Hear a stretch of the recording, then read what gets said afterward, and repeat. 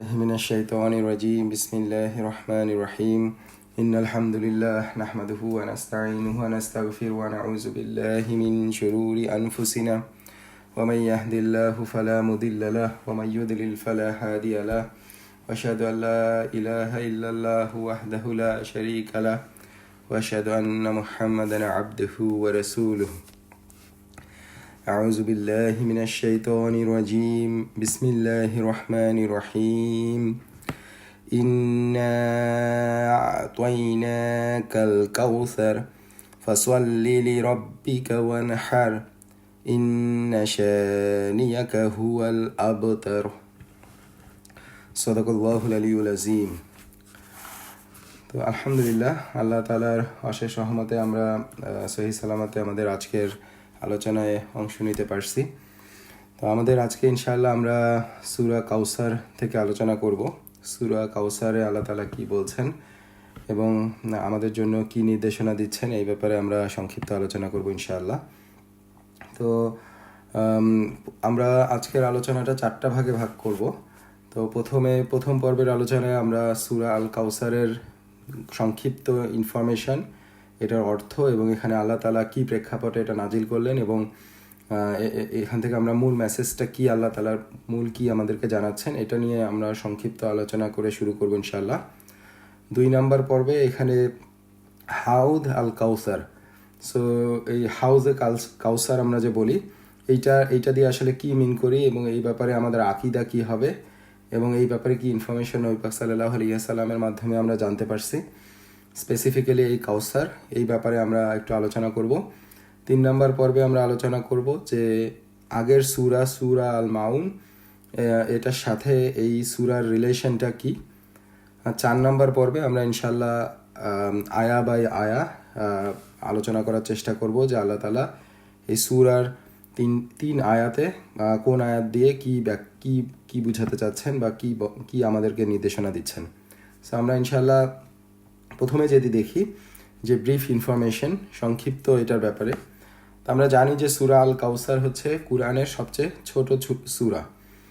তো সূরা আল আসর এবং নাসর এই দুইটা সূরাও আলটিমেটলি 3 আয়াত বিশিষ্ট সূরা, কিন্তু আমরা যদি ওয়ার্ডের সংখ্যা হিসাব করি তাহলে সূরা আল কাউসার হচ্ছে সবচেয়ে সংক্ষিপ্ত সূরা, সবচেয়ে ছোট সূরা। কিন্তু যদিও এটা সবচেয়ে ছোট সূরা, তা আমরা ইনশাআল্লাহ আগামী ঘন্টাখানেক সময়ের মধ্যে যেটা আলোচনা করার চেষ্টা করব যে এটা ছোট হলেও এটা ব্যাপক অর্থবোধক একটা সূরা এবং ব্যাপক নির্দেশনামূলক একটা সূরা। হ্যাঁ, এখানে আল্লাহ তাআলা আমাদেরকে ব্যাপক অর্থ, আমাদেরকে বিভিন্ন বিষয়ে ব্যাপকভাবে আমাদেরকে নির্দেশনা দিচ্ছেন। তো এই সূরাটা আসলে মাক্কি মাদানী 2 ব্যাপারেই মত আছে। তো একটা প্রমিনেন্ট মত হচ্ছে এই সূরা নাজিল হওয়ার ব্যাকগ্রাউন্ড হচ্ছে যে এটা নবী পাক সাল্লাল্লাহু আলাইহি ওয়াসাল্লামের দ্বিতীয় ছেলে সন্তান, যেটা হচ্ছে আব্দুল্লাহ।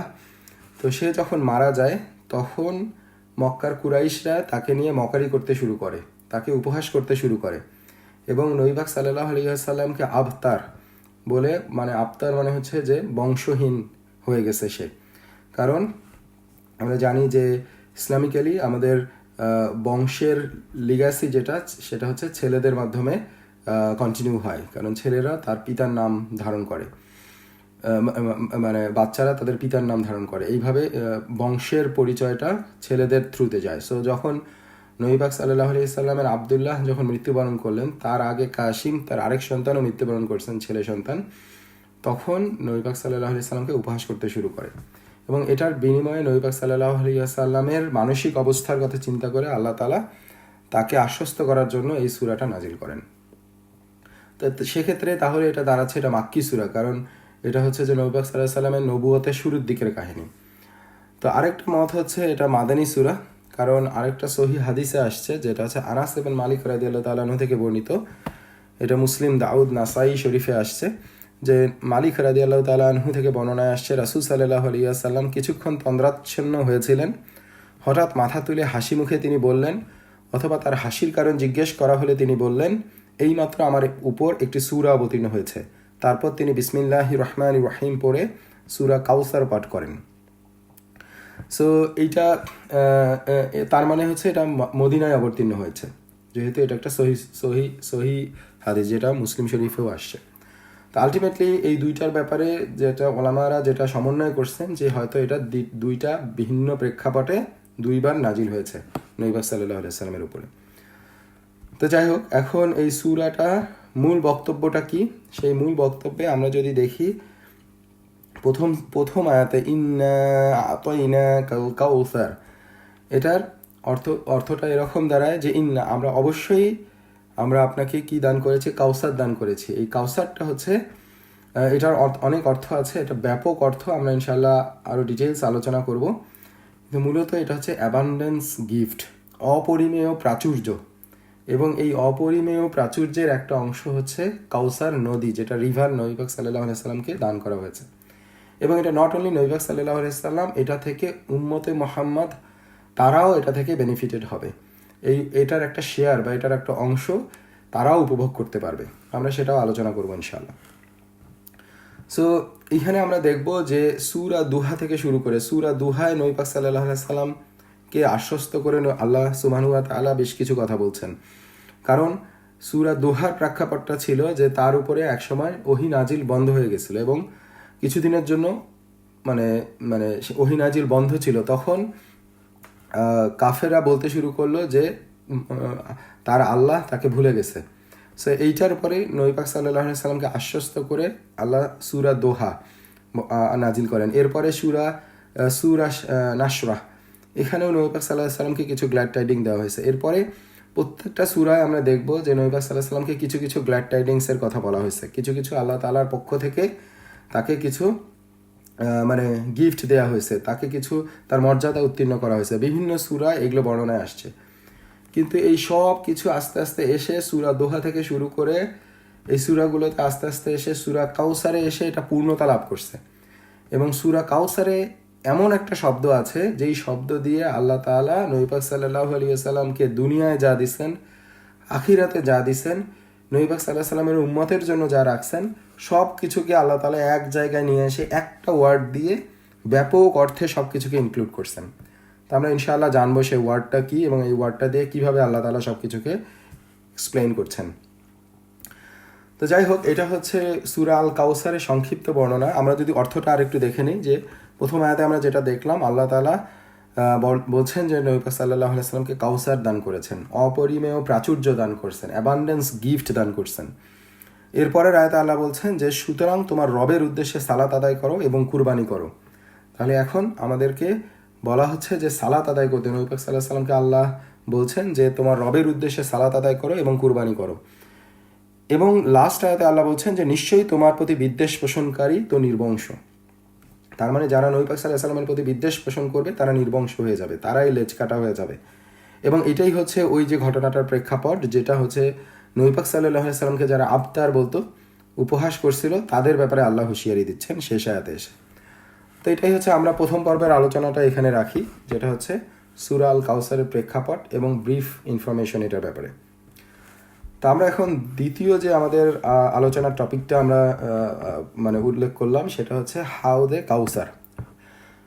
আল কাউসার, এইটার ব্যাপারে। সো এইটা হচ্ছে আসলে একটা আকিদার ইস্যু, এটা আমাদের আকিদার সাথে সম্পর্কিত। আকিদার সাথে কেন? কারণ এটা আমরা দেখি নাই, আমাদেরকে এটা হচ্ছে গায়েবের খবর, নবী পাক সাল্লাল্লাহু আলাইহি সাল্লাম আমাদেরকে এটা জানাইছেন এবং এইটার ব্যাপারে বেশ কিছু ভ্রান্ত আকিদা তৈরি হয়েছে। সো এই ব্যাপারে আমাদের একটা ক্লিয়ার আইডিয়া থাকতে হবে এবং এই ব্যাপারে আমাদের যেটা সহি আকিদা, সেই আকিদাটা পোষণ করতে হবে। সো আমরা সংক্ষিপ্ত আকারে দেখি যে এই ব্যাপারে আমাদের বেশ কিছু হাদিস আসছে এবং যেটা বর্ণনায় আসছে এটা হচ্ছে মুতাওয়াতির সূত্রে বর্ণিত এই হাউজ আল কাউসার। মুতাওয়াতিরটা হচ্ছে প্রায় 50 জনেরও বেশি সাহাবী এইটার ব্যাপারে বর্ণনা করছেন। তার মানে এটা নিঃসন্দেহ, মানে নিশ্চিত জ্ঞান এটা দিয়ে লাভ হয়েছে এবং এটার মধ্যে কোনো সন্দেহ নাই যে এই ব্যাপারে যে জিনিসগুলো এই সহি হাদিসগুলোতে বর্ণনায় আসছে। এখন প্রথম কথাটা হচ্ছে আমরা যে বলি হাউজে কাউসার, তো তাহলে এখানে কি একটা জিনিস, এটা কি কাউসার নদী নাকি, মানে এটা দিয়ে কি বুঝায়? সো আমরা যখন হাউজে কাউসার বলি তাহলে এটা হচ্ছে দুইটা পৃথক জিনিস, একটা হচ্ছে হাউস আর একটা হচ্ছে আল কাউসার। তখন হাউসটা কি আর আল কাউসারটা কি? তো এই হাউসটা হচ্ছে যে এটা হচ্ছে একটা পন্ড, হ্যাঁ, মানে এটা কিয়ামতের দিনে হাশরের ময়দানে যখন সবাই পানির পিপাসায় যখন মানে কষ্ট পেতে থাকবে, যখন সেখানে অন্য কোনো সাহায্য থাকবে না, যখন সবাই মানে যে কোনো উপায়ে তাদেরকে তৃপ্ত করতে চাইবে, এই সময় নবী পাক সাল্লাল্লাহু আলাইহি ওয়াসাল্লামের আল্লাহ তাআলা তাকে যে কাউসার দান করছেন সেটা হচ্ছে জান্নাতের, সেই জান্নাতের এই রিভার, কাউসারটা হচ্ছে একটা রিভার, এই রিভার থেকে দুইটা, যেটা বর্ণনায় আসছে যে দুইটা নালী দিয়ে, দুইটা ওয়ে দিয়ে, একটা হচ্ছে সোনার তৈরি আর একটা হচ্ছে রূপার তৈরি, এটা দিয়ে কিয়ামতের ময়দানে একটা পন্ড আল্লাহ তাআলা দান করবেন, যেটাকে বলা হচ্ছে হাউস।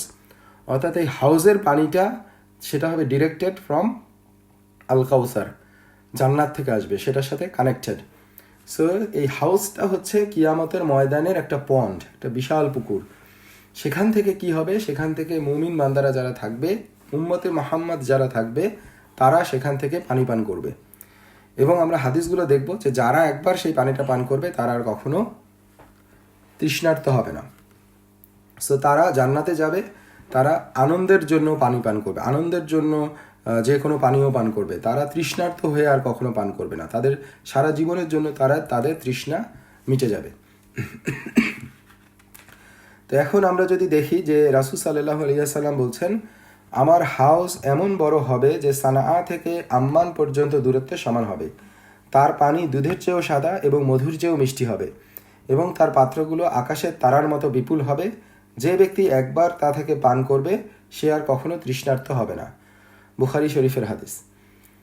এরপর আরও হাদিস আসছে, আমার উম্মতের লোকেরা কিয়ামতের দিন আমার হাউজের কাছে আসবে, সে একবার পান করবে, যে একবার পান করবে সে আর কখনো তৃষ্ণার্ত হবে না। সেগুলো হচ্ছে, এটা হচ্ছে হাউস সম্পর্কে হাদিসগুলো। তারপরে মুসলিম শরীফের হাদিসে আসছে যে এর পানির ঘ্রাণ মিশকের থেকে উত্তম, যে একবার পান করবে সে আর কখনো তৃষ্ণার্ত হবে না।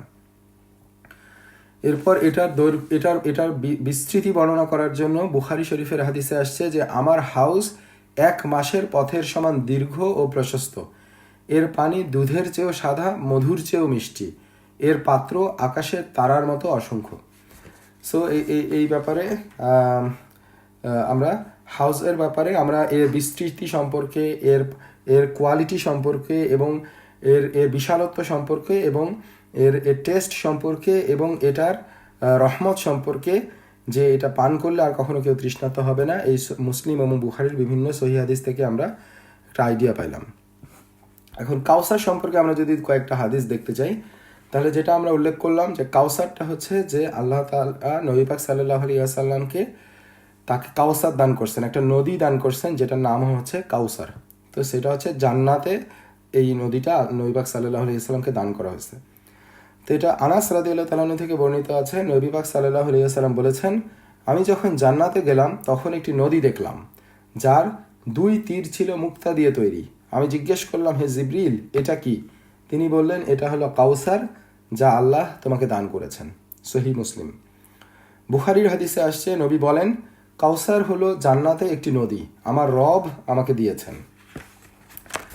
তো এরপর আনাস রাদিয়াল্লাহু তাআলা থেকে আরও বর্ণনায় আসছে, আমি যখন জান্নাতে প্রবেশ করলাম একটি নদী দেখলাম যার তীর ছিল মুক্তার গম্বুজে সজ্জিত।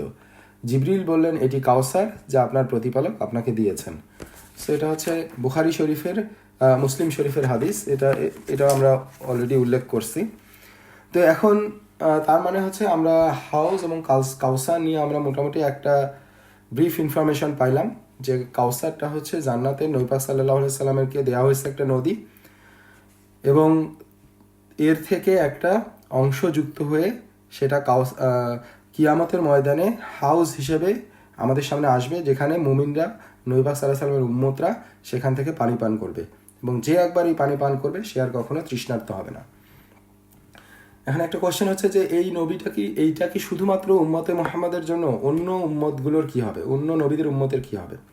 নবী পাক সাল্লাল্লাহু আলাইহি ওয়াসাল্লামের হাদিস থেকে আমরা জানি যে প্রত্যেক নবীর জন্যই এরকম পন্ড দেওয়া হবে, এইরকম তাদের উম্মতকে পানি পান করার, মানে প্রত্যেক উম্মতের জন্যই এরকম পন্ড আছে। সো এই হাউস, এটা হচ্ছে নবী পাক সাল্লাল্লাহু আলাইহি ওয়াসাল্লামের জন্য স্পেশাল, তার উম্মতের জন্য এটা। তো এরপর আমরা দেখি যে হাউসে কাউসারের পানি পান করা থেকে কেউ কেউ বঞ্চিত হবে। সো এইটার ব্যাপারে কি আসছে? যেমন আমরা অলরেডি যেটা আমরা আলোচনা করলাম যে কিয়ামতের ময়দানে একটা সিভিয়ার কন্ডিশন হবে, এমন কন্ডিশন হবে যে সবাই নিজেকে নিয়ে ব্যস্ত থাকবে এবং সবাই নিজেকে উদ্ধার করার জন্য ব্যস্ত থাকবে এবং সবাই যে কোনো উপায়ে রিলিফ খুঁজতে থাকবে, যে কোনো উপায়ে শান্তি খুঁজতে থাকবে এবং এই কষ্ট এবং এই দুর্দশা থেকে মুক্তি চাইবে। সো এই সময় নবী পাক সাল্লাল্লাহু আলাইহি ওয়াসাল্লামের মানে এই হাউস থেকে তাদের মানে নবী পাক সাল্লাল্লাহু আলাইহি ওয়াসাল্লাম যেটা বলছেন, বুখারীর হাদিসে আসছে, কিয়ামতের দিন আমার উম্মতের একটি দল আমার কাছে আসবে, কিন্তু তাদেরকে আমার হাউস থেকে দূরে সরিয়ে দেয়া হবে। আমি বলবো, হে আমার প্রতিপালক, এরা তো আমার উম্মত। তখন বলা হবে, আপনি জানেন না আপনার পর এরা কি নতুন পরিবর্তন এনেছে। তার মানে নবী পাক সাল্লাল্লাহু আলাইহি ওয়াসাল্লামের উম্মতের মধ্যে যারা এই হাউসের কাছে যাবে তারা এই পানি পান করবে এবং নিজেদের তৃষ্ণা দূরীভূত হবে। কিন্তু তাদের মধ্যে কিছু কিছু মানুষ থাকবে যাদেরকে পানি পান করতে দেওয়া হবে না, তাদেরকে দূরে সরায় দেওয়া হবে। কিন্তু নবী পাক সাল্লাল্লাহু আলাইহি ওয়াসাল্লাম যখন তাদেরকে জিজ্ঞাসা করবেন যে কেন তাদেরকে দূরে সরায় দেওয়া হচ্ছে, তার কারণটা হচ্ছে যে এরা বিদআত এনেছে, নতুন কিছু পরিবর্তন এনেছে এই দ্বীনের মধ্যে, যেটা মুসলিম শরীফের হাদিস থেকেও একই রকম বর্ণনায় আসছে যে আমার কিছু সাথীকে কিয়ামতের দিন হাউস থেকে দূরে সরিয়ে নেওয়া হবে। আমি বলবো, হে আমার প্রতিপালক, এরা তো আমার সাথী। তখন বলা হবে, আপনি জানেন না তারা আপনার পর কি কি নতুনত্ব সৃষ্টি করেছে। সো এই জন্য আমরা একটা জিনিস মানে জানতে পারলাম যে আলটিমেটলি উম্মতে মুহাম্মদ হলেই আমরা যে সেখান থেকে পানি পান করতে পারবো তা না, আমরা আল্লাহর মানে দিনের মধ্যে আছি বলে দাবি করলেই যে সেখান থেকে পানি পান করতে পারবো তা না। কারণ যারা সেই দিনের মধ্যে থাকবে, যাদেরকে দেখে মনে হবে যে তারা ইসলাম পালন করছে, কিন্তু তাদেরকেও সেখান থেকে সরায় দেওয়া হবে, কারণ তারা এটাকে ভুল পথে পালন করছে, ভুল আকিদায় পালন করছে, ভুল নতুন কিছু ইন্ট্রোডিউস করছে। সেই জন্য এটাও হচ্ছে আমাদের আকিদা যে সেখান থেকে যারা এই বিদআতের মধ্যে থাকবে তাদেরকে সেখানে সেই হাউজে কাউসার থেকে পানি পান করা থেকে সেখান থেকে বিরত করা হবে। তো কারা এখান থেকে বিরত থাকবে? এখানে ওলামারা যেটা বর্ণনা করেন, 3 ধরনের ব্যক্তি এখান থেকে ডিপ্রাইভড হবে, তারা এই হাউজে কাউসারের হাউস থেকে পানি পান করতে পারবে না। প্রথমটা হচ্ছে যারা নবী পাক সাল্লাল্লাহু আলাইহি সাল্লামের ওফাতের পরে এই দিন ইসলাম ত্যাগ করে মুরতাদ্দিন হয়ে গেছে, মুরতাদ হয়ে গেছে। সো যারা ইসলাম ত্যাগ করে আবারও মানে কুফরিতে চলে গেছে। সো একটা গ্রুপ আমরা আমরা আমরা যদি হিস্ট্রিতে দেখি, তারা নবী পাক সাল্লাল্লাহু আলাইহি সাল্লামের ওফাতের সাথে সাথে তারা আবার বিদ্রোহ করছে, তারা ইসলাম থেকে আবার খারিজ হয়ে গেছে, আবার তারা অমুসলিম হয়ে গেছে। সো এরা হচ্ছে মুরতাদ্দিন, যারা ইসলাম আনার পরেও আবার অমুসলিম হয়ে গেছে। সো এটা হচ্ছে একটা গ্রুপ। 2 নাম্বার হচ্ছে মুনাফিকুন, যারা ওই সময় মদিনায় মুনাফিক হিসেবে ছিল, তারা নবী পাক সাল্লাল্লাহু আলাইহি সাল্লামের জীবদ্দশাতেই মুনাফিক ছিল, তারা মদিনার মধ্যে বিচরণ করত। সো তারা এই পানি পান করা থেকে তাদেরকে বিরত রাখা হবে। এবং এরপর হচ্ছে এবং এরপরেও যারা মুনাফিক হিসেবে যারা পরিচিত হবে, যারা মুনাফিক হিসেবে থাকবে, তাদেরকেও এই পানি পান করা থেকে বিরত রাখা হবে। আর লাস্ট হচ্ছে যে ইনোভেটর, যারা এই দিনের মধ্যে এই দিনের মধ্যে নতুন কিছু ইন্ট্রোডিউস করবে। তারা হচ্ছে এই দিনের আকিদার মধ্যেও হইতে পারে এবং এই দিন পালনের যে ইবাদাগুলো আছে, যে সুন্নতগুলো আছে, এগুলোর মধ্যেও নতুন কিছু ইন্ট্রোডিউস করা, ইবাদতের ক্ষেত্রে নতুন কিছু উদ্ভাবন করা। সো এই পুরো প্রেক্ষাপটটাই হচ্ছে যারাই নতুন কিছু উদ্ভাবন করবে আকিদা এবং ইবাদতের ক্ষেত্রে, তারাই আলটিমেটলি ইনোভেটর হিসেবে, বিদআতি হিসেবে তারা এই পানি পান করা থেকে বিরত থাকবে। সো এই জন্য আমাদেরকে আলটিমেটলি স্টেডফাস্ট থাকতে হবে, দৃঢ় থাকতে হবে আমাদের দ্বীনের উপরে। এবং উলামারা যেটা ব্যাখ্যা করেন, 3টা বিষয়ের উপরে আমাদেরকে স্থির থাকতে হবে, দৃঢ় থাকতে হবে, যাতে আমরা এই ইনোভেটর বা বিদআতিদের মধ্যে না পড়ে যাই। তার মধ্যে প্রথমটা হচ্ছে ইন ম্যাটার অফ আকিদা, আকিদার ব্যাপারে, যেটা হচ্ছে সহি শুদ্ধ আকিদা। আকিদা আমাদেরকে ঠিক রাখতে হবে, কোনো যাতে ভুল আকিদা বা ভ্রান্ত আকিদায় আমাদের বিশ্বাস না চলে যায়। এবং এই জন্য আমাদেরকে প্রথম 3 জেনারেশন সাহাবি, তাবেই এবং তাবেইনদের যে আকিদা ছিল, তাদের মধ্যে যে শুদ্ধ আকিদা ছিল, সেইটাকে আমাদের ফলো করতে হবে। এখন এই জেনারেশনের পরে এসে আমি এখনকার দুনিয়ায় এসে আমি নতুন নতুন কোনো আকিদা তৈরি করলাম, নতুন নতুন কোনো বিশ্বাস তৈরি করলাম এবং এটাকে ইসলাম বলে চালায় দিতে চেষ্টা করলাম, তখন সেটাই হচ্ছে ইনোভেশন। সো আমাদের আকিদা হচ্ছে যেটা আমাদের সালফে সালেহিনরা যে আকিদা বা পোষণ করতেন এবং যেটা আমাদেরকে নবী পাক সাল্লাল্লাহু আলাইহি সাল্লাম আমাদেরকে শিখাই দিয়ে গেছেন। সো এইটার উপরে আমাদের স্থির থাকতে হবে। 2 নাম্বার হচ্ছে ইন ম্যাটার অফ ওয়ার্শিপ, আমাদের ইবাদতের ক্ষেত্রে আমাদেরকে স্থির থাকতে হবে, যেভাবে নবী পাক সাল্লাল্লাহু আলাইহি ওয়াসাল্লাম যে সুন্নাহ আমাদেরকে দেখাই গেছেন, যেভাবে সালফে সালেহিনরা এই ইবাদত করছেন, সেই পথেই আমাদেরকে স্থির থাকতে হবে, কোনো নতুন কিছু ইন্ট্রোডিউস করা যাবে না। আর 3 নাম্বার হচ্ছে steadfast in the matter of আখলাক। আখলাকের ব্যাপারে, আমাদের চরিত্রের ব্যাপারে আমাদেরকে স্টেডফাস্ট থাকতে হবে। এখানেও নতুন কিছু তৈরি করা যাবে না, যে আমাদের ম্যানার কীরকম হবে, আমাদের মোরাল কীরকম হবে, এগুলোও আমাদের নবী পাক সাল্লাল্লাহু আলাইহি ওয়াসাল্লাম যে মোরাল ম্যানার আমাদেরকে শিখাই গেছেন, কুরআনে যে ম্যানার আমাদেরকে নির্দেশ দেওয়া হয়েছে, সেই আখলাক বিশিষ্ট আমল আমাদেরকে করতে হবে, সেই আখলাক নিয়ে আমাদেরকে চলতে হবে। এখান থেকে আমি নামাজ পড়লাম ঠিকই, কিন্তু আমি অন্যের হক নষ্ট করলাম, মানে দুর্ব্যবহারকারী হইলাম, তাহলেও আলটিমেটলি আমি সাফা পাওয়া থেকে, হাউজে কাউসার পান করা থেকে বা ইনোভেটরদের কাতারের মধ্যে পড়ে যাচ্ছে আর কি। সো আমাদের আখলাকের ক্ষেত্রেও কোনো ইনোভেশন চলবে না, আমাদেরকে এক্ষেত্রেও স্টেডফাস্ট থাকতে হবে। তো যাই হোক, আমরা আমাদের হাউস এবং কাউসার নিয়ে আমাদের আলোচনা সংক্ষিপ্তভাবে আমরা আলোচনা করলাম। তো আমরা নেক্সট আমাদের যেটা আলোচনার টপিক আমরা উল্লেখ করছিলাম, 3 নাম্বার হচ্ছে এই আগের সূরার সাথে, সূরা মাউনের সাথে সূরা কাউসারের কি রিলেশন। সো আমরা যদি দেখি যে সূরা মাউন যদি আমরা যখন গো থ্রু করছি, আমরা দেখছি যে সূরা মাউনের ওভারঅল থিমটা কি ছিল। ওভারঅল থিম ছিল গ্রিড, লোভ। এখানে আমরা দেখছি যে আরাইতাল্লাযী ইউকাযযিবু বিদ্দীন ফাযালিকাল্লাযী ইয়াদউল ইয়াতীম। হ্যাঁ, তারা ইয়াতীমদেরকে দূর করে দেয় তাদের লোভের কারণে। তারপরে কি হয়, ইয়াতীম ওয়ালা ইয়াহুদ্দু আলা তুআমিল মিসকিন ফাওয়াইলুল লিল মুসাল্লিন। তারা মিসকিনদেরকে, অভাবীদেরকে খাদ্য দান করে না। তারা সালাতের ব্যাপারে আল্লাহর সাথে গ্রিডনেস শো করে, তারা গ্রিডি, যে আল্লাহকেও তারা সময় দিবে না। তার মানে তারা ইয়াতিমদের লুক আফটার করতেছে না, তারা অভাবীদেরকে খাদ্য দিচ্ছে না, তারা সালাতের ব্যাপারে তারা কার্পণ্য করতেছে। তার মানে সব দিক থেকে তারা মানে বান্দার দিক থেকেও তারা গ্রিডি, এবং আল্লাহর দিকেও সালাতের ব্যাপারেও তারা জেনারেস না, সেখানেও তারা গ্রিডি। সো এর মূল একটা থিম হচ্ছে লোভ, গ্রিড। হ্যাঁ, সো ইভেন এতটাই গ্রিড যে একদম লোয়ার লেভেলের গ্রিড তাদের কীরকম, ওয়ায়ামনাউন আল মাউন। তারা ছোট ছোট জিনিস যেটা দিলে তাদের কোনো ক্ষতি নাই, একটা কলম, একটা পেন্সিল, পাশের বাড়িতে একটু লবণ, একটু পেঁয়াজ, হঠাৎ করে কোনো কিছু একটা সাহায্য লাগলে একটা ছোটোখাটো জিনিস, এই ছোটোখাটো জিনিস থেকেও তারা নিজেদেরকে দূরে রাখে। তারা কতটা লোভ তাদের, কতটা কৃপণতা তাদের। এখন আমরা যদি সূরা মাউনে যখন আমরা এটা দেখে আসছি, আমরা যখন সূরা কাউসারে আসি, তখন আমরা একদম 180 ডিগ্রি অপোজিট একটা থিম পাই। সেটা কীরকম, ইন্না আতাইনাকাল কাউসার।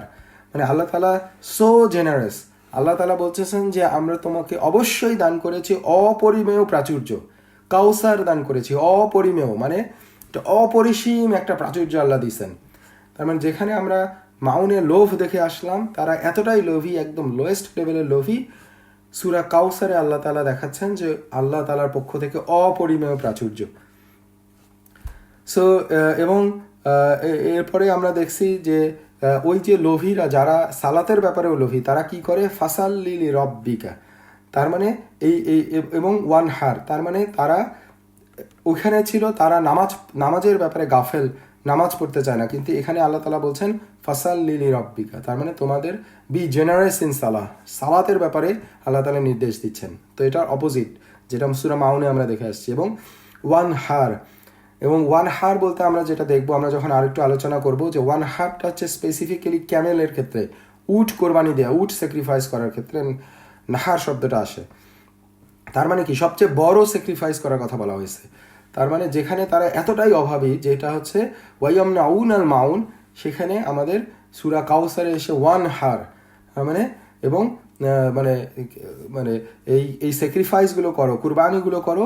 এবং কি করো, কুরবানি করার উদ্দেশ্য কি, তারা গরিবকে খাওয়াবে, অভাবীদেরকে খাওয়াবে। যেখানে সূরা মাউনে আমরা দেখছি তারা অভাবীদেরকে খাদ্যদান থেকে বিরত থাকে। সূরা মাউনে আল্লাহ তাআলা, আমরা যদি কেয়ারফুলি খেয়াল করি, আল্লাহ তাআলা অবিশ্বাসী এবং মুনাফিকদের 5টা বৈশিষ্ট্যের কথা উল্লেখ করছেন। এবং আমরা দেখব সূরা কাউসারে আল্লাহ তাআলা অপোজিট 5টা বৈশিষ্ট্যের কথা উল্লেখ করছেন। কীরকম, সূরা মাউনে আল্লাহ তাআলা কাদের ব্যাপারে বলছেন? আমরা যদি ক্লাসিফাই করি প্রথম থেকে সূরাটা, তাহলে আল্লাহ তাআলা এক নম্বরে হচ্ছে যারা দিনের ব্যাপারে মিথ্যাবাদী, আরাআইতাল্লাযী ইউকাযযিবু বিদ্দীন, যারা দিনকে মিথ্যাবাদী, দিনের ব্যাপারে মিথ্যাবাদী এবং তারা কর্মফলকে অস্বীকার করে, কর্মফলের ব্যাপারে তারা মিথ্যাবাদী। তার মানে এটা হচ্ছে তাদের এক নাম্বার বৈশিষ্ট্য। দুই নাম্বার হচ্ছে গ্রিড, লোভ, তারা এতিমদেরকে লুক আফটার করে না, অভাবীদেরকে খাদ্য দেয় না। সো দুই নাম্বার হচ্ছে লোভ, এই একটা নেগেটিভ অ্যাটিটিউড। তিন নাম্বার হচ্ছে তারা সালাতের ব্যাপারে উদাসীন। চার নাম্বার হচ্ছে তারা সালাত পড়লেও সেটা লোক দেখানোর জন্য করে, তার মানে রিয়া, এটা একটা নেগেটিভ অ্যাটিটিউড। আর পাঁচ নাম্বার হচ্ছে তারা ছোটোখাটো সাহায্য করা থেকেও বিরত থাকে, তারা এতটাই গ্রিডি, তারা এতটাই হিংসুটে। আমরা যদি এখন কাউসারের ক্ষেত্রে আসি, কাউসারের প্রথমটা কী ছিল? যে তারা দ্বীনের ব্যাপারে মিথ্যাবাদী, তারা কর্মফলের ব্যাপারে মিথ্যাবাদী। অথচ আল্লাহ তাআলা প্রথমেই বলতেছেন ইন্না আ'তাইনা কাল কাউসার। তাহলে আল্লাহ তাআলা প্রথমেই বলতেছেন যে মানে নবী পাক সাল্লাল্লাহু আলাইহি সাল্লামকে অপরিসীম প্রাচুর্য দান করছেন, কাউসার দান করছেন। তার মানে কি? যে আল্লাহ তাআলা কেন এটা দান করলেন? কারণ তারা হচ্ছে বিশ্বাসী। নবী পাক সাল্লাল্লাহু আলাইহি ওয়াসাল্লামের আখলাক, আমলের ব্যাপারে তারা যে বিশ্বাসী, এই ব্যাপারে আল্লাহ সন্তুষ্ট হয়ে আল্লাহ তাআলা এগুলো দান করছেন। তার মানে এখানে সূরা মাউনের প্রথমেই আছে যে তারা মিথ্যাবাদীর ব্যাপারে, আর সূরা কাউসারে এসে বিশ্বাসীদের অপরিমেয় প্রশান্তির ব্যাপারে, অপরিমেয় প্রাচুর্য আল্লাহর পক্ষ থেকে এই ব্যাপারে আল্লাহ তাআলা ঘোষণা দিচ্ছেন। এবং দুই নম্বরটা হচ্ছে তারা ছিল গ্রিডি, লোভ, আর এখানে আমরা যেটা উল্লেখ করলাম উদারতা, আল্লাহ তাআলা অপরিসীম প্রাচুর্যের কথা বলছেন। তিন নম্বর হচ্ছে যে তারা সেখানে সালাতের ব্যাপারে উদাসীন, আর আল্লাহ তাআলা এখানে বলছেন ফাসাল্লি লিরাব্বিক, তোমরা সালাতের ব্যাপারে অগ্রগামী হস, মানে জেনারেস ইন সালাতের ব্যাপারে আল্লাহ তাআলা নির্দেশনা দিচ্ছেন এবং স্টেট ফাস্ট থাকতে বলতেছেন। তার মানে এটা হচ্ছে অপোজিট অফ দোজ যারা হচ্ছে সালাতের ব্যাপারে উদাসীন। চার নম্বর হচ্ছে তারা লোক দেখানো কাজ করে, লোক দেখানোর জন্য নামাজ পড়ে। আল্লাহ তাআলা এখানে বলছেন ফাসাল্লি লি রব্বিক, লি রব্বিক মানে হচ্ছে তোমার রবের উদ্দেশ্যে।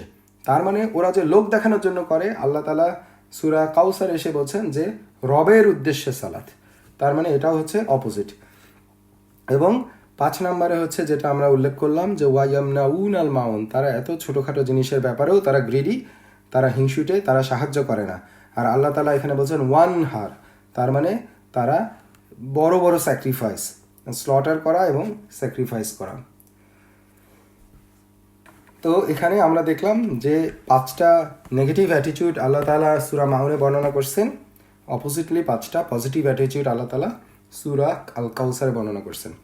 লাস্ট আমরা যে রিলেশনটা দেখতে পাই সেটা হচ্ছে যে আমরা যদি উল্লেখ করি, এটা একটা অ্যামেজিং জিনিস।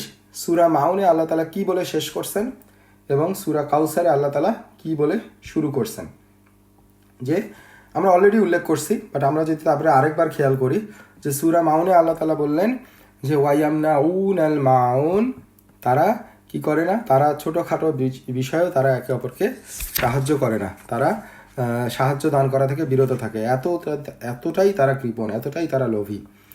আর জাস্ট কুরআনের নেক্সট আয়া ইন্না আ'তাইনা কাল কাউসার, তার মানে আল্লাহ তাআলা অপরিমেয় প্রাচুর্য দান করছেন। তার মানে একটাতে আল্লাহ তাআলা কি বর্ণনা করলেন, সূরা মাউনের লাস্ট আয়াতে কি রিফ্লেকশন আসলো, এই যারা মুনাফিক কাফের তাদের ব্যাপারে, তারা এতটাই কৃপণ, এতটাই লোভী, আর আল্লাহ হচ্ছে জেনারাস। ইন্না আ'তাইনা কাল কাউসার, হাইয়েস্ট ফর্ম অফ জেনারেসিটি, আল কাউসার। যাই হোক, আমরা ইনশাল্লাহ আমাদের লাস্ট যে টপিক সেটা নিয়ে আমরা ইনশাল্লাহ আলোচনা করি বাকি সময়টুকু, সেটা হচ্ছে আয়া বাই আয়া। এখানে আল্লাহ তাআলা এই আয়াগুলোতে আমাদের জন্য কি মেসেজ রাখছেন, কি বুঝাতে চাচ্ছেন আমাদেরকে। তো আমরা যদি প্রথমে শুরু করি, যে আমরা সূরার প্রথমেই দেখব আল্লাহ তাআলা বলছেন ইন্না। তো ইন্না অর্থটা কি? ইন্না মানে হচ্ছে যে সার্টেইন, নিশ্চয়ই, এর মধ্যে কোনো সন্দেহ নেই। কুরআনে যখনই ইন্না দিয়ে কোনো কথা আসবে, তার মানে এইটার পরে আল্লাহ তাআলা যা বলছেন এটার ব্যাপারে কোনো সন্দেহের কোনো অবকাশ নাই, এটা সার্টেইন, আল্লাহ তাআলাই গ্যারান্টি দিচ্ছেন। ইন্না বলে আল্লাহ তাআলা সূরা কাউসারে এমন কিছু বলতে যাচ্ছেন যেইটাতে হয়তো অবাক বিস্ময়ে মানুষের মধ্যে সন্দেহ চলে আসতে পারে, কিভাবে এটা সম্ভব।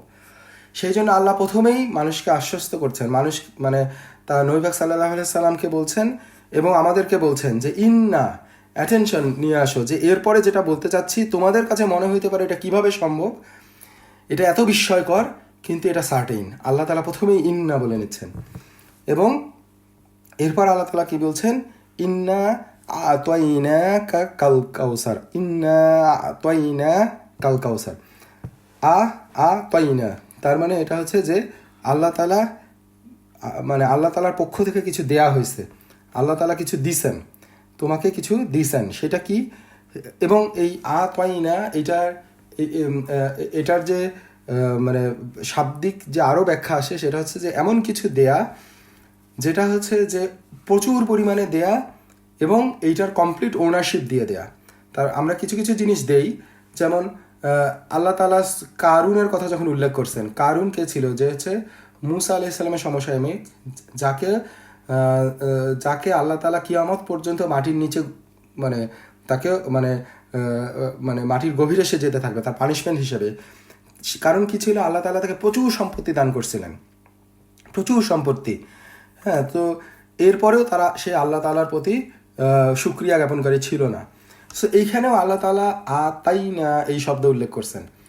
আল্লাহ এই আতাইনা সেক্ষেত্রে যেটা হচ্ছে যে আল্লাহ তাআলা তাকে দিছিলেন, কিন্তু এটা এমন দেয়া না যে কমপ্লিট ওনারশিপ দিয়ে দেয়া। আল্লাহ চাইলে সেটাকে আবার ফেরত নিয়ে নিতে পারেন, যেটা কারণের ক্ষেত্রে হয়েছে, তার সম্পত্তিকে আল্লাহ তাআলা ধ্বংস করে দিয়েছেন। কিন্তু আতওয়াইনা এমন একটা জিনিস যেটা হচ্ছে যে তোমাকে দিয়ে দেয়া হলো, এরপরে কমপ্লিট ওনারশিপ তোমার, এটা তোমার কাছে নেওয়া হবে না। এটা আল্লাহ তাআলা এমনই সন্তুষ্ট তার প্রতি যে এমনভাবে তাকে দিয়ে দেন, কমপ্লিট ওনারশিপ দিয়ে দেয়া, এবং it's in a return of obedience, যে তার আল্লাহর প্রতি আনুগত্যের নিদর্শন স্বরূপ বা আল্লাহ শুকরিয়া আদায় স্বরূপ আল্লাহর যে যে যে আল্লাহ তাআলা যা দান করছেন, এর বান্দা যখন সে ওবিডিয়েন্ট হয় তখন আল্লাহ তাআলা তাকে এই আতওয়াইনা নবী পাক সাল্লাল্লাহু আলাইহি ওয়াসাল্লামকে আল্লাহ তাআলা এটা দান করছেন এবং কমপ্লিট ওনারশিপ দিয়ে দিয়েছেন। সো এরপরে আমরা দেখি যে আল্লাহ তাআলা এটার সাথে কি বলছেন, আতওয়াইনা কা। এই কাটা হচ্ছে যে অ্যাটাচড প্রোনাউন, এটা হচ্ছে যে তোমাকে দান করছেন। সো এখানে আল্লাহ তাআলা মেনশন করছেন যে তোমাকে আল্লাহ তাআলা দান করছেন। সো আল্লাহ তাআলা নবী পাক সাল্লাল্লাহু আলাইহি ওয়াসাল্লামকে উল্লেখ করে তার সাথে কথা বলতেছেন এবং তাকে বলছেন যে, তাকে মেনশন করে বলছেন যে তোমাকে আল্লাহ অপরিমেয় প্রাচুর্য দান করছেন, কাউসার দান করছেন। এখানে একটা ইন্টারেস্টিং আদব, কুরআনে আমাদেরকে একটা আদব শিক্ষা দিচ্ছে। আমরা যদি খেয়াল করি যে আমরা যখন কারো ব্যাপারে ভালো কিছু বলবো, কারো ব্যাপারে কোনো কিছু উল্লেখ করব, তখন তাকে সরাসরি উল্লেখ করা যে তুমি এটা করছো বা অমুক এটা করছে, বা তোমার নাম মেনশন করা বা তাকে স্পেসিফিক্যালি উল্লেখ করা। কিন্তু আমরা যখন নেগেটিভ কোনো কিছু উল্লেখ করব তখন একটু উজ্জ্ব রাখা। যেমন ক্লাসে আমি বলতে চাচ্ছি কেউ একটা অন্যায় কিছু করছে, এখন আমি পয়েন্ট আউট করলাম যে তাকে দাঁড় করায় যে তুমি এটা করছো, তুমি এই অপরাধ করছো, তোমার এই পানিশমেন্ট হবে, এইভাবে বলে তার জন্য এটা হিউমিলিয়েটিং। আমার যদি আসলেই শিক্ষা দেওয়ার উদ্দেশ্য থাকে তাহলে আমি কি বলতে পারি যে তোমাদের মধ্যে কেউ এমন একটা কিছু করছে যেটা থেকে আমাদের বিরত থাকতে হবে। এটাতে তার অসম্মানটা হয় না, আবার সে মেসেজটা পেয়ে যায়, সেই সাথে সাথে সবাই মেসেজটা পেয়ে যায়। এটা আমার উল্লেখটা কীরকম দেখতে পারি যে আমরা কুরআনে নবী পাক সাল্লাল্লাহু আলাইহি সাল্লামকে উদ্দেশ্য করে আল্লাহ তাআলা সূরা আবাসায় যেটা বলছেন, যে আবাসার প্রেক্ষাপটটা কী ছিল, যে আবাসায় একজন অন্ধ সাহাবী নবী পাক সাল্লাল্লাহু আলাইহি সাল্লামের কাছে আসছিলেন। সেই সময় কিছু অমুসলিমদের কিছু লিডার নবী পাক সাল্লাল্লাহু আলাইহি সাল্লামের সাথে সাক্ষাতে ছিলেন। সো নবী পাক সাল্লাল্লাহু আলাইহি সাল্লাম যেটা চিন্তা করছিলেন যে তাদেরকে যদি ইসলামের দাওয়াত দেন এবং তারা যদি ইসলামের মধ্যে আসে তাহলে ইসলামের তারা লিডার হিসেবে তাদের কম বা তাদের অনুসারীরাও চলে আসবে। সো উনি ওইটাকে ইম্পর্টেন্স দিচ্ছেন। উনি যে অন্ধ সাহাবী তাকে কিছু জানতে চাচ্ছিলেন বা তার কাছে অ্যাপ্রোচ করতে চাচ্ছিলেন, উনি এটাতে অসন্তুষ্ট হয়েছেন, তিনি ভুরু কুচকাইছিলেন এবং এটাতে বিরক্ত বোধ করছিলেন। কিন্তু আল্লাহ তাআলা এটা পছন্দ করেন নাই। আল্লাহ তাআলা তখন সূরা নাজিল করছেন, আবাসা ওয়াতাওয়াল্লা, আবাসা ওয়াতাওয়াল্লা, যে এটার অর্থটা হচ্ছে যে সে ভুরু কুঞ্চিত করলো ও মুখ ফিরিয়ে নিল। যে নবী পাক সাল্লাল্লাহু আলাইহি সাল্লাম সেই অন্ধ সাহাবী আব্দুল্লাহ ইবনে মাখতুম রাদিয়াল্লাহু তাআলা আনহু তার থেকে মুখ ফিরায় নিছেন, ভুরু কুঞ্চিত করছেন। কিন্তু এই সূরা কাউসারে আল্লাহ বলছেন আতাইনা কাল কাউসার, তোমাকে আল্লাহ দান করছেন। কিন্তু সূরা আবাসায় কিন্তু আল্লাহ বলে নাই যে তুমি ভুরু কুঞ্চিত করছো। আল্লাহ তাআলা কি বলছেন, আবাসা ওয়াতাওয়াল্লা, সে ভুরু কুঞ্চিত করলো। এখানে সরাসরি নবী পাক সাল্লাল্লাহু আলাইহি সাল্লামকে মেসেজটা দিচ্ছেন, কিন্তু তারপরেও বলছেন সে ভুরু কুঞ্চিত করলো, তুমি ভুরু কুঞ্চিত করছো এটা বলেনি। সেগুলি অ্যামেজিং আদব। কুরআনের বিভিন্ন পরতে আমরা যদি এগুলো বোঝার চেষ্টা করি বা এই আদবগুলো নেওয়ার চেষ্টা করি, তাহলে আমাদের আখলাক আরও সুন্দর হয়। যাই হোক, এরপরে আমরা আসি লাস্ট পয়েন্ট, লাস্ট যে ওয়ার্ড এই প্রথম আয়াতে, আল কাউসার। সো এটাই হচ্ছে আমাদের এই মানে সবচেয়ে গুরুত্বপূর্ণ, বা মানে এই কুরআনের সূরা, এটার একটা নাম হচ্ছে আল কাউসার, এই সূরার একটা নাম। সো এই ওয়ার্ডটাকে কেন্দ্র করে, এবং আমরা যেটা উল্লেখ করছিলাম যে আল্লাহ তাআলা বিভিন্ন সময় নবী পাক সাল্লাল্লাহু আলাইহি সাল্লামকে অনেক কিছু দেওয়ার কথা উল্লেখ করছেন। সূরা দুহা থেকে শুরু করে বিভিন্ন পর্যায়ে আল্লাহ তাআলা বলছেন। যেমন সূরা দোহাতে আল্লাহ তাআলা, সূরা দোহার ক্ষেত্রে আমরা যদি আসি, সূরা আল্লাহ তাআলা কি বলছেন যে ইয়াতীমান ফাআওয়া, তার মানে আল্লাহ তাআলা তাকে এতিম হিসেবে পাইছিলেন, তাকে আশ্রয় দান করছেন। এটা আল্লাহ তাআলার পক্ষ থেকে তার জন্য একটা রহমত, তার জন্য একটা দান, গিফট। আল্লাহ তাআলা আবারও বলছেন দল্লান ফাহাদা, তাকে পথের নির্দেশনা দিচ্ছেন। নবী পাক সাল্লাল্লাহু আলাইহি সাল্লাম পথহারা ছিলেন, পুরো উম্মতি পথহারা ছিল। আল্লাহ তাআলা তাদেরকে পথের মানে এই সঠিক পথের দিশা, আল্লাহ তাআলা অ্যাকুরেট পথের দিশা আল্লাহ তাআলা তাদেরকে দান করছেন। নবী পাক সাল্লাল্লাহু আলাইহি সাল্লামকে দান করছেন এবং তারপরে অন্যদেরকেও দান করছেন, তার উম্মতকে দান করছেন। আল্লাহ তাআলা আরও বলছেন যে ইলান ফাগনা, তাকে অভাবমুক্ত করছেন, নবী পাক সাল্লাল্লাহু আলাইহি সাল্লামকে অভাবমুক্ত করছেন। সো এগুলো সব কিছুই হচ্ছে আল্লাহর পক্ষ থেকে নবী পাক সাল্লাল্লাহু আলাইহি সাল্লামের উপর রহমত, তার গিফট, এবং নবী পাক সাল্লাল্লাহু আলাইহি সাল্লামের প্রতি সন্তুষ্টি হিসেবে আল্লাহ তাআলা তাকে এগুলো দান করছেন। এরপর আমরা যদি সূরা দুহার পরে সূরা নাসরার ক্ষেত্রে আসি, আল্লাহ তাআলা কি বলছেন, আলাম নাশরাহ লাকা সাদরাক ওয়া ওয়াদা'না আনকা বিজরাক। এখানে আল্লাহ তাআলা নবী পাক সাল্লাল্লাহু আলাইহি সাল্লামের বক্ষ উন্মোচন করার কথা বলছেন, এবং বক্ষ উন্মোচন করে তার ভিতরে যে ভারগুলো আছে, হ্যাঁ, সেগুলোকে আল্লাহ তাআলা পরিষ্কার করা, অপসারণ করার, তার ভারগুলোকে অপসারণ করার কথা বলছেন। সো এরপরে আল্লাহ তাআলা বলছেন ওয়ারাফা'না লাকা যিকরাক, আল্লাহ তাআলা নবী পাক সাল্লাল্লাহু আলাইহি সাল্লামের খ্যাতিকে উচ্চ মর্যাদা দান করছেন। সবগুলোই আল্লাহর পক্ষ থেকে নবী পাক সাল্লাল্লাহু আলাইহি সাল্লামের প্রতি দান। এরপরে আমরা যদি সূরা ৩-এ আসি, আল্লাহ তাআলা বলছেন ওয়াহাজাল বালাদিল আমিন, আল্লাহ তাআলা নবী পাক সাল্লাল্লাহু আলাইহি সাল্লামকে একটা নিরাপদ নগরী দান করছেন, শান্তিপদ নগরীতে তাকে দিচ্ছেন, যেখানে কোনো হানাহানি কাটাকাটি নাই, মক্কা নগরী।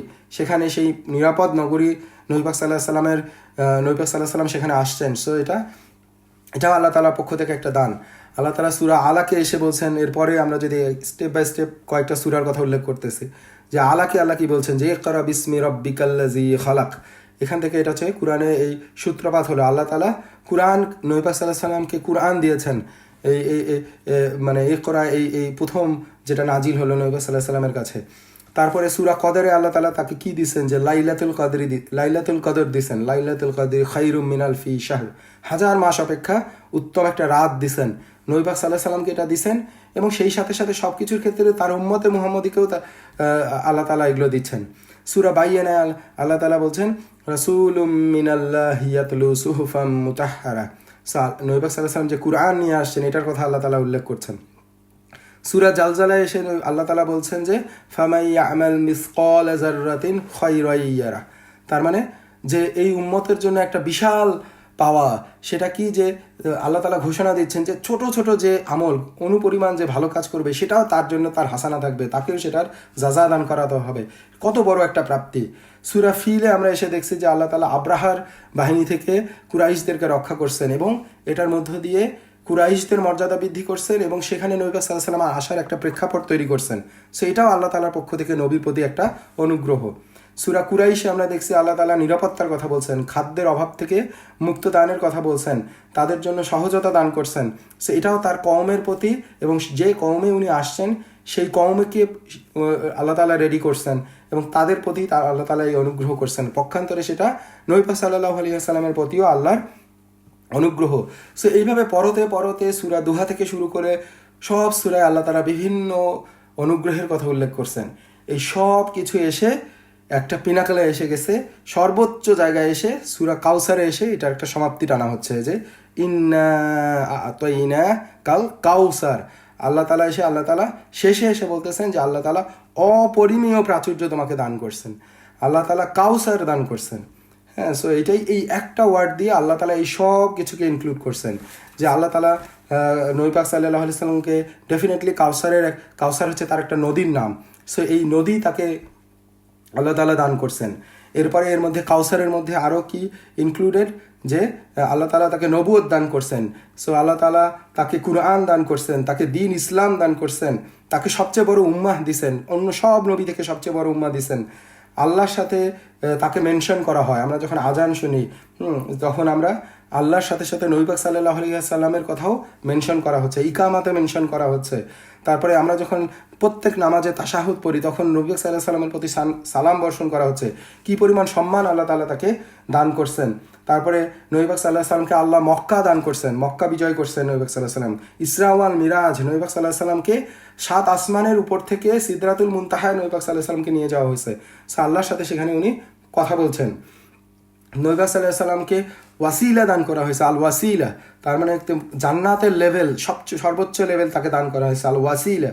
তারপরে নবী পাক সাল্লাল্লাহু আলাইহি ওয়াসাল্লামকে শাফাতের মর্যাদা দান করা হয়েছে, যেখানে অন্য কোনো নবী শাফাত করতে পারবেন না, সেখানে আল্লাহ তাআলা তাকে শাফাতের মর্যাদা দান করবেন, তিনি শাফাত করতে পারবেন। সো এইরকম অসংখ্য যে নিয়ামত আল্লাহ তাআলা নবী পাক সাল্লাল্লাহু আলাইহি ওয়াসাল্লামকে দান করছেন, এই সব কিছুকে আল্লাহ তাআলা নবী পাক সাল্লাল্লাহু আলাইহি ওয়াসাল্লাম যখন কাফেরদের এই উপহাসে যখন মানে কষ্ট পাচ্ছেন, ইনি তখন আল্লাহ তাআলা তাকে এই ঘোষণাটা তাকে দিচ্ছেন যে তোমাকে এই অপরিমেয় প্রাচুর্য দান করা হয়েছে, এই কাউসার, এই একটা শব্দের মধ্যে দিয়ে। এবং এটার একটা মানে আমরা যদি কাউসারের বিভিন্ন লেভেল চিন্তা করি, এই কাউসারের রুট থেকে কাসারা, কাসারা, কাসির, কাউসার। সো কাসারা মানে হচ্ছে যে এ লট, হ্যাঁ অনেক দেয়া হয় কাসারা। আর কাসির মানে হচ্ছে এ লট, অনেক অনেক, মানে আরও অনেক বেশি। কিন্তু এটার একটা অর্থ হচ্ছে কাসির দিয়ে অনেক বেশি, সেটা ভালোও হইতে পারে খারাপও হইতে পারে, কিন্তু সেটা অনেক অনেক, সেটা কাসির কিন্তু ভালোও হইতে পারে খারাপ হইতে পারে। আর লাস্ট লেভেলটা হচ্ছে কাউসার। কাউসারটা হচ্ছে এই অনেক অপরিসীম, অসংখ্য, অ্যাবান্ডেন্ট, প্লেন্টি, কিন্তু এর মধ্যে কোনো খারাপ নাই, এটা শুধুই ভালো। সো এটা হচ্ছে সর্বোচ্চ একটা অ্যারাবিক লিটারেচারে সর্বোচ্চ বেটার একটা ওয়ার্ড, যেটা হচ্ছে অ্যাবান্ডেন্ট থেকে দেওয়া হয়, এর মধ্যে অপরিসীম দেওয়া হয় এবং এর মধ্যে কোনো খারাপ কিছু নাই, এবং কমপ্লিট ওনারশিপ দিয়ে দেয়া। সো এটা দিয়ে আল্লাহ তাআলা নবী পাক সাল্লাল্লাহু আলাইহি সাল্লামকে তার উপরে যে অনুগ্রহ, তার যে উপরে যে দান, এটা আল্লাহ তাআলা উল্লেখ করছেন। তো আমার মনে হয় আমরা এবং আরেকটা ব্যাপার হচ্ছে যে নবী পাক সাল্লাল্লাহু আলাইহি সাল্লামকে দান করছেন, এইটার মধ্যে আমরাও ইনক্লুডেড। কাউসার, এই কাউসারের পানি থেকে আমরা পান করব। সো এটা আমাদের জন্য একটা বড় প্রাপ্তি, আমাদের প্রতি আল্লাহর অনুগ্রহ। আমরা যদি অন্যগুলোও দেখি, নবী পাক সাল্লাল্লাহু আলাইহি সাল্লামকে নবুয়ত দান করছেন এবং নবী পাক সাল্লাল্লাহু আলাইহি সাল্লামকে কুরআন দান করছেন, কিন্তু আমরাও সেটার অংশীদার, আমরাও সেটার থেকে আমরা হাসানা নিচ্ছি, সেখান থেকে আমরা দিক পাচ্ছি। তার মানে এটা আমাদের প্রতি আল্লাহর অনুগ্রহ। নবী পাক সাল্লাল্লাহু আলাইহি সাল্লামের নবুয়ত, নবী পাক সাল্লাল্লাহু আলাইহি সাল্লামের সবচেয়ে বড় উম্মত, আমরা সবচেয়ে বড় উম্মত। নবী পাক সাল্লাল্লাহু আলাইহি সাল্লামকে কুরআন দান করেছেন, যেটা আমাদের দিক নির্দেশক। নবী পাক সাল্লাল্লাহু আলাইহি সাল্লামকে আল্লাহ ছোট ছোট জিনিসের ব্যাপারেও নেকি দিবেন, সেটা তার উম্মতে মুহাম্মদকেও দিবেন। নবী পাক সাল্লাল্লাহু আলাইহি সাল্লামকে আল্লাহ মানে কুরআন লাইলাতুল কদর দান করছেন, সেটা তার উম্মতে মুহাম্মদীকেও দান করছেন, আমাদেরকেও দান করছেন। তার মানে নবী পাকে যে রহমতগুলো আল্লাহ তাআলা দিচ্ছেন, সেটার অনেকাংশে আমরাও হচ্ছে সেটার থেকে আল্লাহর অনুগ্রহ প্রাপ্ত। সো এটা শুধুমাত্র আল্লাহ তাআলা নবীকে উল্লেখ করে বলছেন, কিন্তু এই কাউসারের এই অপরিমেয় প্রাচুর্য আমাদের জন্য। এটা আমরাও যখন আমাদের লাইফের দিকে তাকাই, আমাদের বিভিন্ন মানে প্রেক্ষাপটের দিকে তাকাই, তখন আমরা দেখি যে আমাদেরকে আল্লাহ তাআলার এই অপরিমেয় প্রাচুর্য আমাদেরকে আষ্টেপৃষ্টে রাখছে। তো যাই হোক, আমরা ইনশাআল্লাহ প্রথম আয়াতের সংক্ষিপ্ত তাফসির করলাম। আমরা 15-20 মিনিট সময় নিয়ে দ্বিতীয় এবং তৃতীয় আয়াতের ব্যাপারে আরেকটু আলোচনা করবো ইনশাআল্লাহ। আচ্ছা, সো দ্বিতীয় আয়াতে আল্লাহ কি বলছেন যে ফাসাল্লি লিরাব্বিকা ওয়ানহার, ফাসাল্লি লিরাব্বিকা ওয়ানহার। তো আয়াতের ব্যাখ্যায় যাওয়ার আগে আমাদের খুব স্বাভাবিকভাবেই আমাদের একটা কোশ্চেন আসা উচিত যে আল্লাহ যে আমাদেরকে এই অপরিমেয় প্রাচুর্য দান করলেন, নবী পাক সাল্লাল্লাহু আলাইহি ওয়াসাল্লামকে অপরিসীম দান করলেন, তো এখন তাহলে আল্লাহ যে এত কিছু দান করছেন, তাহলে মানে আমরা কি করব? What should we do? আমাদের কি করার আছে? এইটাই আল্লাহ তাআলা এখানে এই আয়াতের মধ্যে ব্যাখ্যা করছেন। তো প্রথম কথা হচ্ছে যে আল্লাহর এই রহমত সম্পর্কে আমাদেরকে অনুধাবন করতে হবে।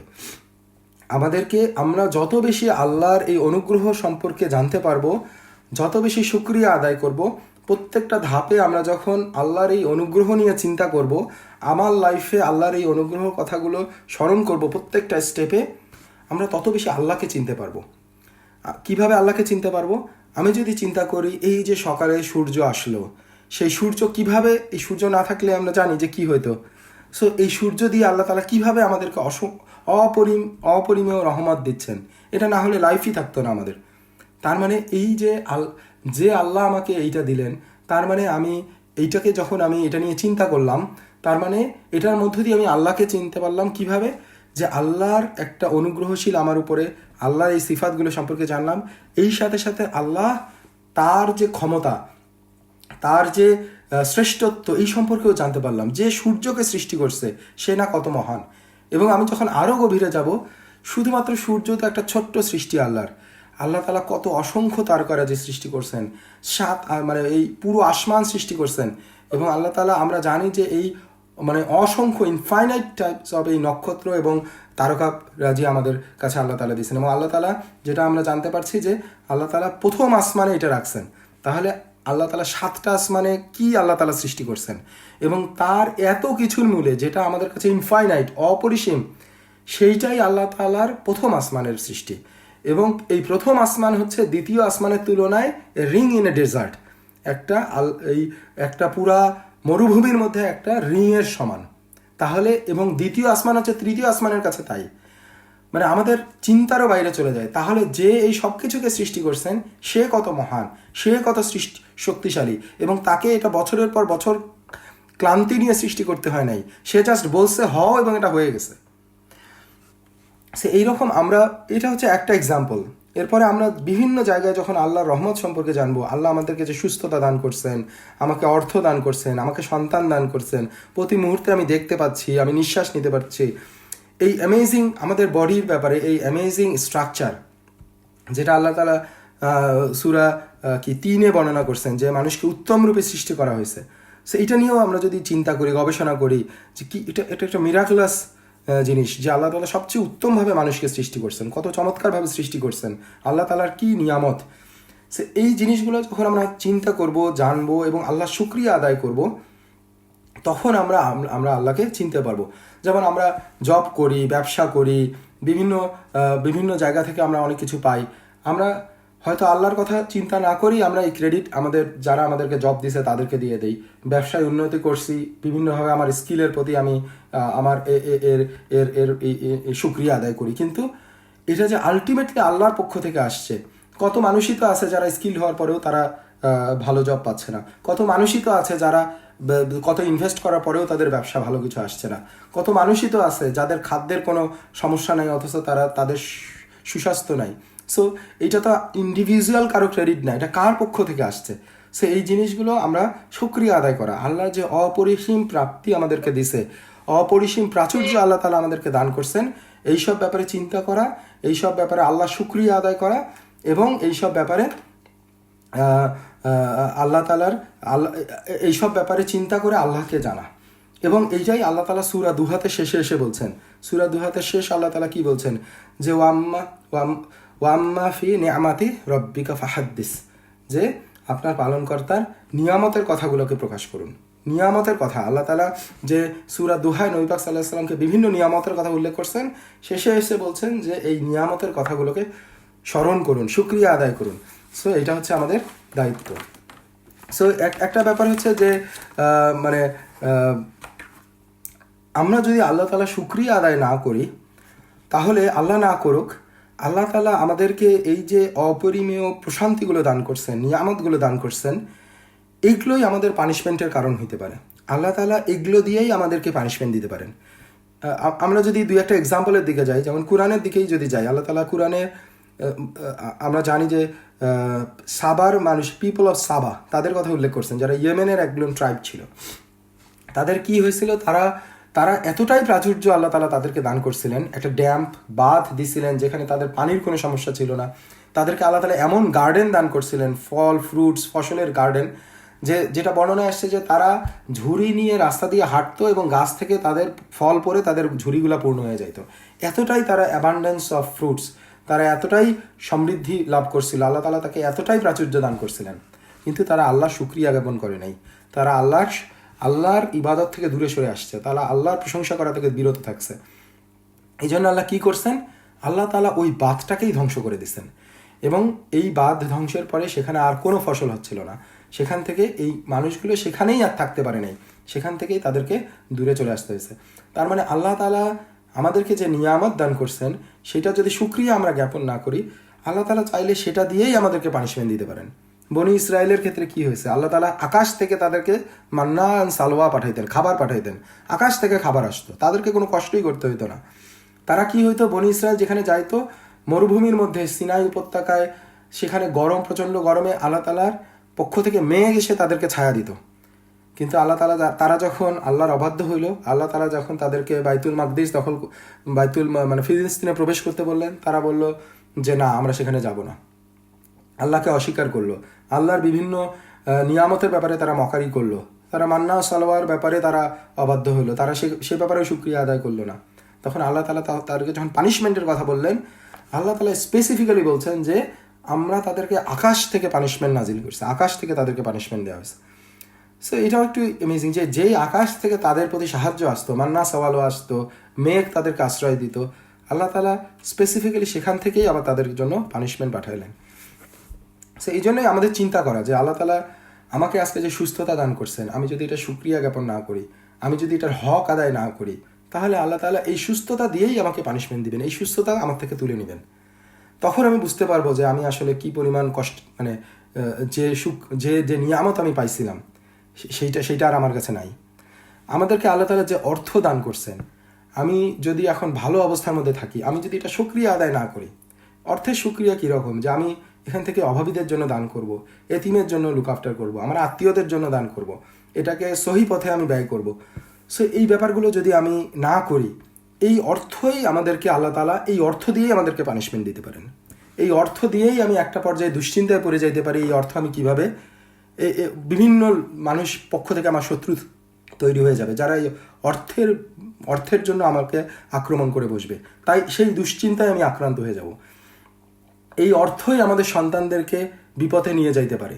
এই অর্থের জন্য শয়তান তার পিতামাতাকে হত্যা করতে পারে, যেটা আমরা দেখি আমাদের, এটা খুব মানে দূরের কোনো এক্সাম্পল না, আমাদের সমাজে এগুলো হচ্ছে। সো যেই অর্থ আমি আল্লাহ তাআলা আমাকে নিয়ামত হিসেবে দান করছেন, অথচ সেই নিয়ামতের শুকরিয়া না করার জন্য সেই অর্থ দিয়েই আল্লাহ তাআলা আমাকে পানিশমেন্ট দিতে পারেন। সো এই জন্যই আসলে সব কিছুই যে আল্লাহর পক্ষ থেকে আসে।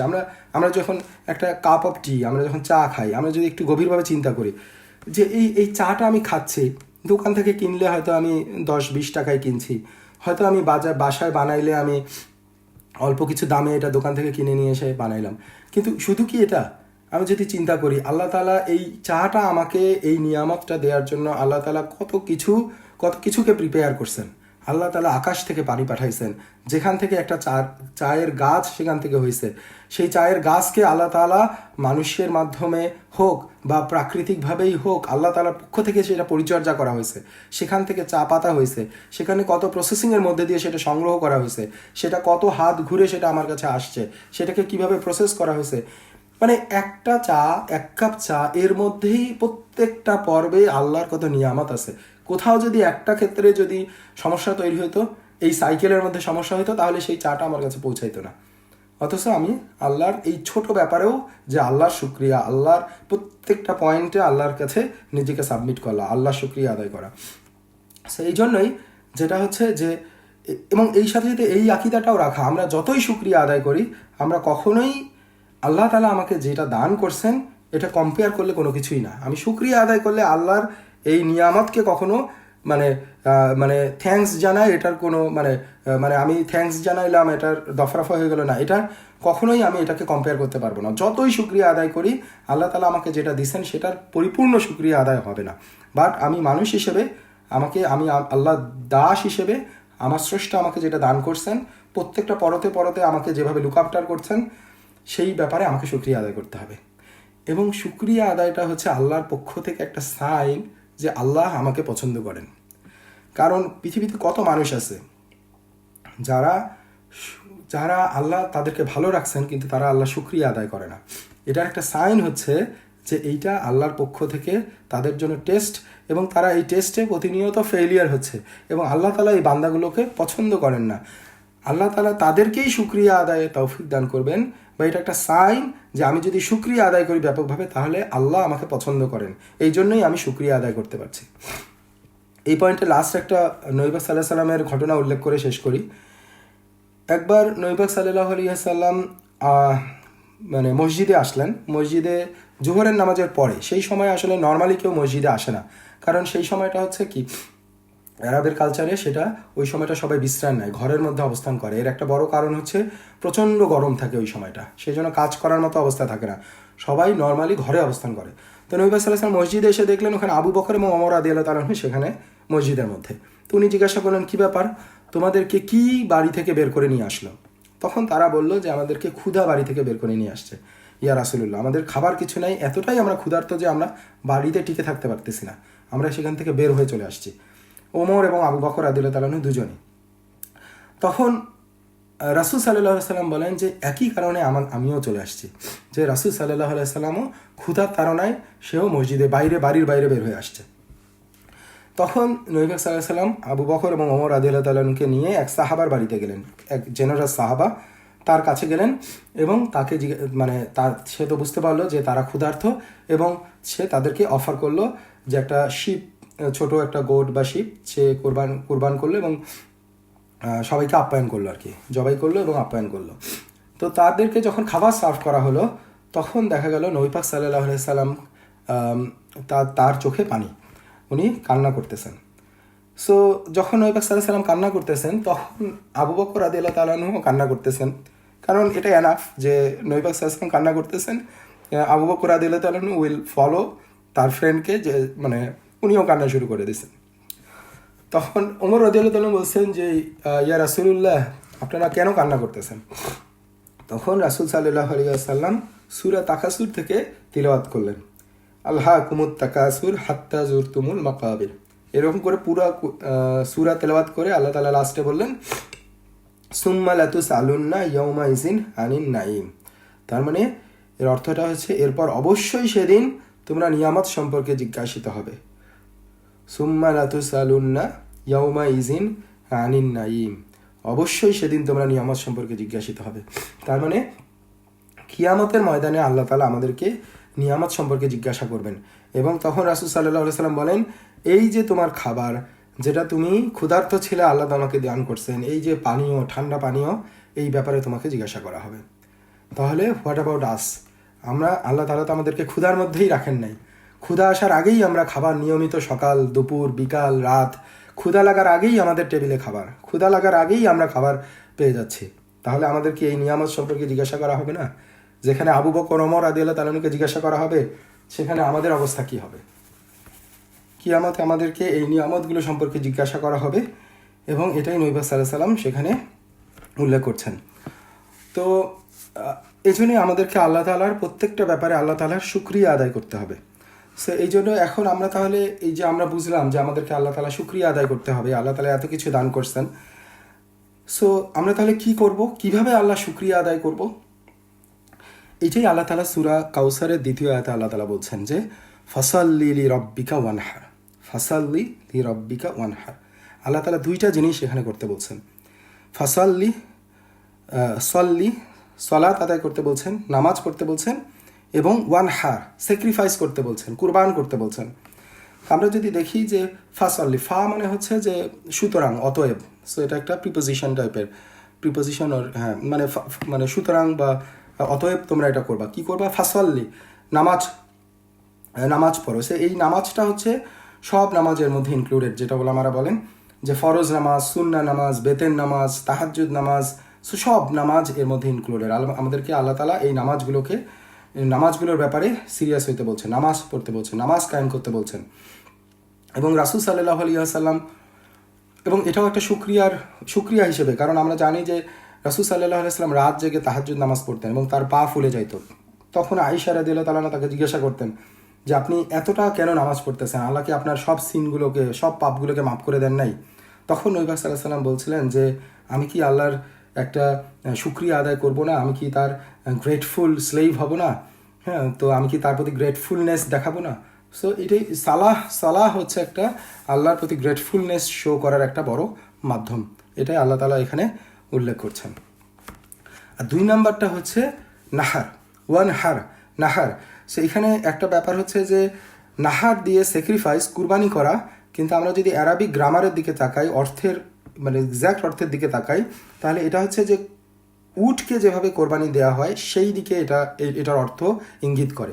কারণ আমরা জানি যে উটকে ডিফারেন্ট ওয়েতে কোরবানি দেওয়া হয়, তাকে দাঁড়ায় থাকা অবস্থায় তাকে মানে তার ভেইন কেটে দেওয়া হয়। সো এইভাবে মানে উটের কোরবানির ইয়েটা একটু ডিফারেন্ট, এইটাকে আসলে নাহার। এবং এখানে আরেকটা জিনিস দেখার, যে এইখানে ওয়ান হার দিয়ে আল্লাহ তাআলা ওই দিকে ইঙ্গিত করছেন, মানে হচ্ছে যে স্যাক্রিফাইস করতে বলছেন, যেটা হচ্ছে সর্বোচ্চ স্যাক্রিফাইস টাইপের স্যাক্রিফাইস।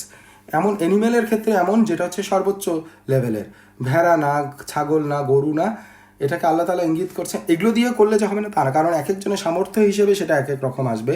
কারোর জন্য ছাগলই হচ্ছে তার জন্য অনেক কিছু স্যাক্রিফাইস করা, কিন্তু আল্লাহ তাআলা এখানে উট কোরবানি করা, স্যাক্রিফাইস করা এবং উটের দিকে ইঙ্গিত করে, তার মানে বেশি বেশি স্যাক্রিফাইস করা, এই ব্যাপারে আল্লাহ তাআলা উল্লেখ করছেন। সো এটা হচ্ছে আল্লাহ শুকরিয়া আদায়ের একটা মাধ্যম। আল্লাহ তাআলা দুইটা ব্যাপারে উল্লেখ করছেন, একটা হচ্ছে সলাহ আর একটা হচ্ছে স্যাক্রিফাইস। এবং আরেকটা জিনিস যদি আমরা খেয়াল করি, সলাহ হচ্ছে একটা গ্রেট স্পিরিচুয়াল এবং ফিজিক্যাল একটা অ্যাক্টিভিটি। হ্যাঁ, ওয়ান অফ দ্য গ্রেটেস্ট বা গ্রেটেস্ট বলা যায় এই স্পিরিচুয়ালি এবং ফিজিক্যাল অ্যাক্টিভিটি, ফিজিক্যাল মানে ইবাদতের ক্ষেত্রে। আর স্যাক্রিফাইসটা কি, কুরবানিটা কি, এটা হচ্ছে greatest in terms of financial, অর্থনৈতিক দিক থেকে, কারণ এখানে আমরা অর্থ ব্যয় করতেছি। সো আল্লাহ যেহেতু আমাদেরকে অনেক কিছু দান করছেন, অপরিমেয় প্রাচুর্য দান করছেন, তাহলে আমরাও কি করব, আমরাও বেস্টটা করব। বেস্ট ইবাদত কি, আমাদের সালাহ আদায় করা, বেশি বেশি শুকরিয়া আদায় করা সালাতের মাধ্যমে, ফরজ নামাজের ক্ষেত্রে তার হকগুলো আদায় করা, অন্যান্য নফল নামাজের ক্ষেত্রে, বেতের, তাহাজ্জুদ, সব ক্ষেত্রে আমাদের হকগুলো আদায় করা, পরিপূর্ণভাবে আদায় করা, সালাতের ক্ষেত্রেও সিরিয়াস হওয়া। এবং আরেকটা গ্রেটেস্ট কি, বেশি বেশি স্যাক্রিফাইস করা। আল্লাহ তাআলা এখানে ওয়ানহার বলছেন, আল্লাহ তাআলা উদিয়ার কথা বলেন নাই, কারণ উদিয়াটা হচ্ছে যে প্রতি বছর কুরবানি আমরা যেটা দিই, এটা উল্লেখ করেন নাই, কারণ এটা বছরে শুধু একবার আসে। আল্লাহ তাআলা জাকাত বলেন নাই, কারণ জাকাত হচ্ছে অনলি আমাদের অল্প একটা অংশ, আমাদের উদ্বৃত্তের 2.5%, খুবই অল্প পরিমাণের একটা অর্থ। আল্লাহ তাআলা সাদাকা বলেন নাই, কারণ সাদাকা সেটা 50 টাকাও হইতে পারে, 100 টাকাও হইতে পারে, 1 লাখও হইতে পারে। আল্লাহ তাআলা ওয়ান হার, আল্লাহ তাআলা যেহেতু অপরিমেয় দিচ্ছেন, আল্লাহ তাআলা বেস্টটার কথা বলতেছেন, এবং সামর্থ্য অনুযায়ী সর্বোচ্চটা সবাই তখন দেবে আর কি, ওয়ান হার। সো এটাই যেটা হচ্ছে যে মানে এই দুইটা ব্যাপার দিয়ে আমাদেরকে আল্লাহ শুকরিয়া আদায় করতে বলা হয়েছে। এবং এখানে আরেকটা জিনিস যেটা আমরা অলরেডি উল্লেখ করছি, সেটা হচ্ছে যে আল্লাহ তাআলা কি বলছেন, লি রব্বিকা। হ্যাঁ, এখানে আল্লাহ তাআলা রব্বিকা বলছেন, কারণ মানে লি রব্বিকা। সো এটা সূরা মাউনে আমরা দেখছি তারা লোক দেখানো কাজ করে, কিন্তু এখানে আল্লাহ তাআলা বলছেন যে রবের উদ্দেশ্যে, তোমার রবের উদ্দেশ্যে। সো এটা আল্লাহ তাআলা স্পেসিফিক করে দিচ্ছেন, লি রব্বিকা মানে হচ্ছে রবের উদ্দেশ্যে তুমি এই সালাতটা আদায় করো। আর আরেকটা ব্যাপার হচ্ছে যে যেখানে সূরা মাউনে তারা এতিমের প্রতি লুক আফটার করে না, তারা অভাবীদেরকে খাদ্যদান করে না, সেক্ষেত্রে স্যাক্রিফাইসটা হচ্ছে অপোজিট, যে স্যাক্রিফাইস করার মাধ্যমে সে এইটা স্যাক্রিফাইস করবে, তার মানে কি একটা মানুষকেও সে দান করবে, অভাবীদেরকে খাদ্য দান করবে, এটা হচ্ছে আল্লাহর নির্দেশনা। সো আমরা ইনশাআল্লাহ আর 5-7 মিনিটের মধ্যে আমরা লাস্ট ভার্সটা নিয়ে একটু আলোচনা করে আমরা ইনশাআল্লাহ শেষ করব। লাস্ট ভার্সে আল্লাহ কি বলছেন, ইন্না শানিয়াকা হুয়াল আবতার। সো আল্লাহ তাআলা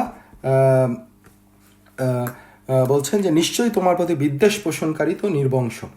সো এখানে আমরা যেটা প্রেক্ষাপট উল্লেখ করছি সেটা হচ্ছে যখন নবী পাক সাল্লাল্লাহু আলাইহি ওয়াসাল্লামের ছেলে সন্তান আব্দুল্লাহ যখন আর্লি চাইল্ডহুডে এবং আর্লি প্রফেটহুডে, নবুয়তের প্রথম দিকে যখন ইন্তেকাল করেন, আবু লাহাব নবী পাক সাল্লাল্লাহু আলাইহি ওয়াসাল্লামের পাশের বাড়িতেই ছিলেন, প্রতিবেশী ছিলেন। সে তখন রাস্তায় বের হয়ে আসে এবং সে বলতে শুরু করে যে বাতারা মুহাম্মদ, বাতারা মুহাম্মদ, তার মানে হচ্ছে মুহাম্মদের বংশ নির্বংশ হয়ে গেছে। এবং সে উল্লাস প্রকাশ করতে থাকে এবং সেলিব্রেট করতে থাকে। সেটা কতটা দৃষ্টিকটু এবং নবী পাক সাল্লাল্লাহু আলাইহি ওয়াসাল্লামের জন্য এটা কতটা কষ্টদায়ক যে আবু লাহাব হচ্ছে, সে হচ্ছে নবী পাক সাল্লাল্লাহু আলাইহি ওয়াসাল্লামের চাচা, এবং সে মানে এই নবী পাক সাল্লাল্লাহু আলাইহি ওয়াসাল্লামের এই কষ্টের সময় সে হয়তো অ্যাটলিস্ট চুপ থাকতে পারতো, সেটা না করে তার চাচা হওয়ার পরেও সে চুপ তো থাকলোই না, সে উল্লাস প্রকাশ করতে থাকলো। এবং সেই উল্লাসের ভাষাটাও হচ্ছে এরকম যে সে নির্বংশ হয়ে গেছে, এই ব্যাপারে উল্লাস প্রকাশ করা। সো এটা কতটা অমানবিক।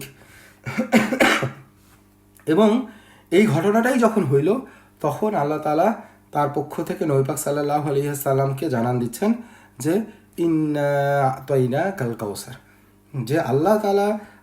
এবং এখানে আরেকটা ইন্টারেস্টিং পয়েন্ট হচ্ছে যে এখানে আল্লাহ তাআলা এই আবু লাহাব বা মক্কার কাফের মুশরিকদের যে অন্যায় আচরণ, যে উপহাস, এইটার উল্লেখ আল্লাহ তাআলা করেন নাই। আল্লাহ তাআলা এটার উল্লেখ না করেই আল্লাহ তাআলা সরাসরি তার প্রতি আল্লাহ তাআলার যে অনুগ্রহ এটা বর্ণনা করছেন।